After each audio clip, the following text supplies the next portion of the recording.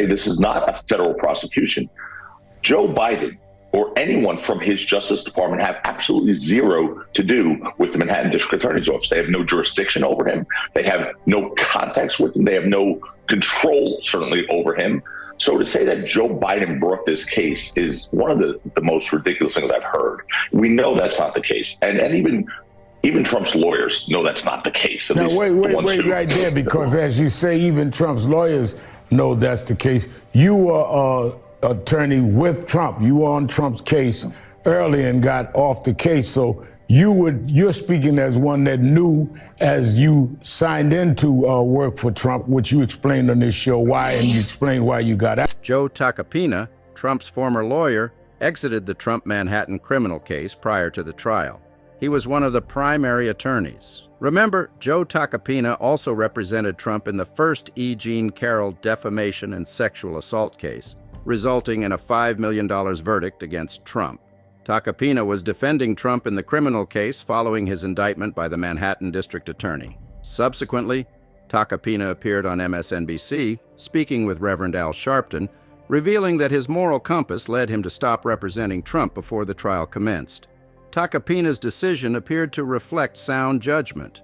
In this latest interview with Al Sharpton on MSNBC, conducted over the recent weekend, he firmly stated that it's preposterous to claim that President Joe Biden orchestrated the Manhattan District Attorney's criminal case against Trump.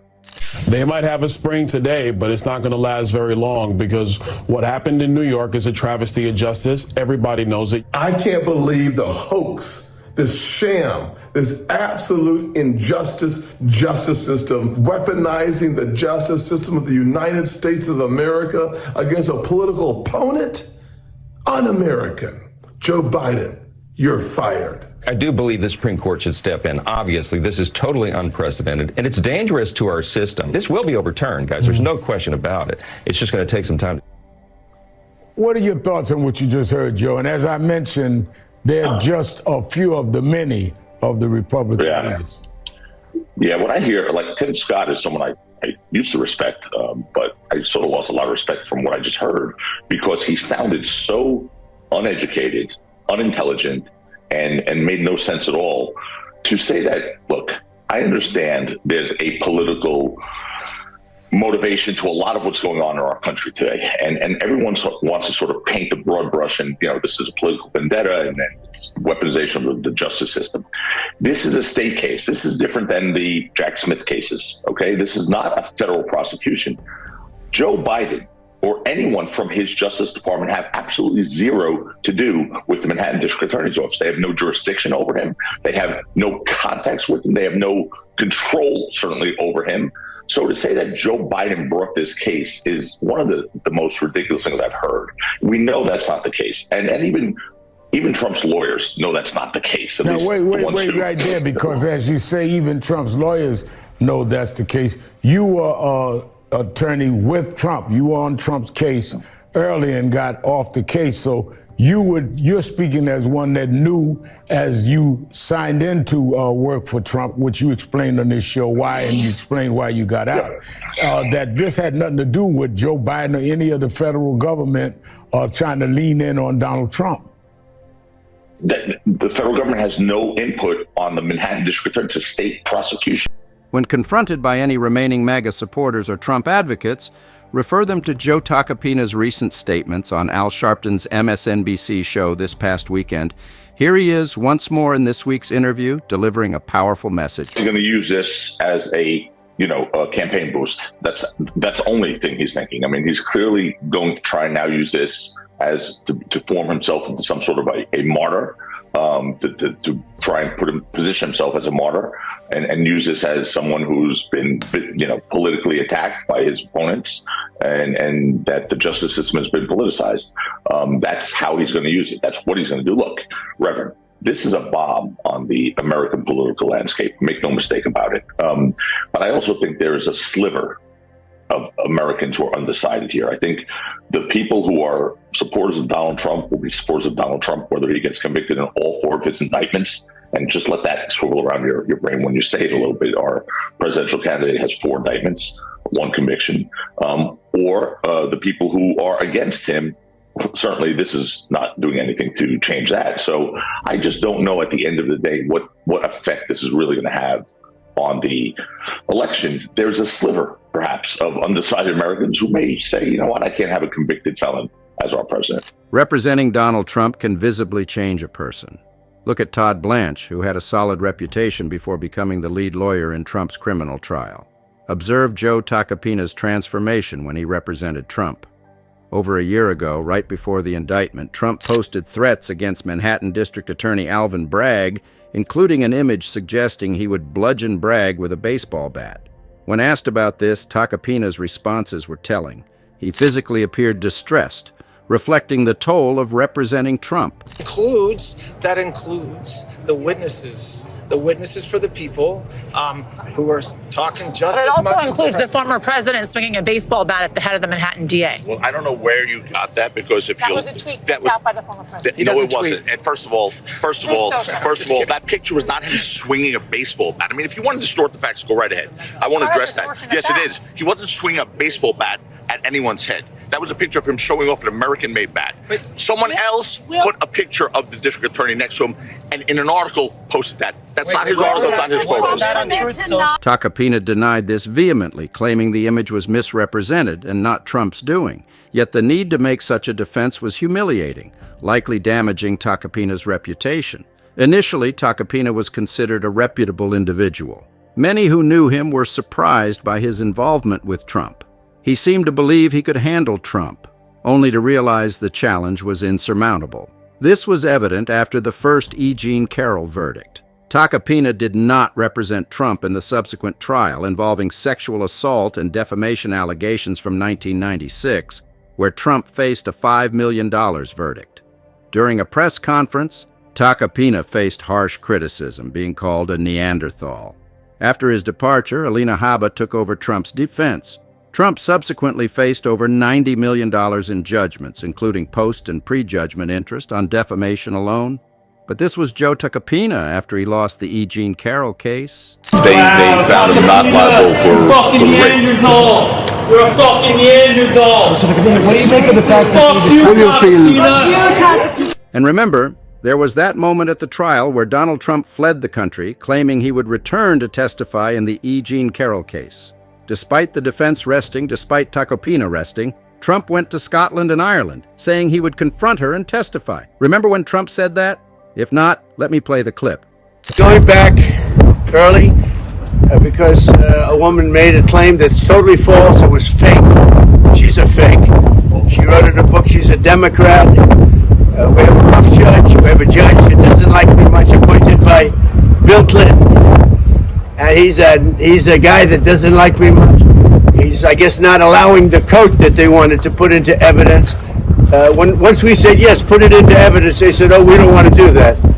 It's a disgrace, but I have to do it. That's part of life. Of course, Donald Trump didn't follow through. The well-respected federal judge, Judge Kaplan, who treated Tacopina with respect, addressed him directly. Mr. Tacopina, I hear your client says he's going to testify. Is he? Tacopina had to admit, no, he's not testifying. He's left the country. Judge, you know what I have to deal with. Now I want to show this clip to the Midas Mighty. When Joe Tacopina entered the courtroom, he was called Tacky Tacopina. Compare his reception to that of E. Jean Carroll when she walked into the courtroom. Shame on you. Shame on you. Tacky Tacopina. What is on you? Shame on you.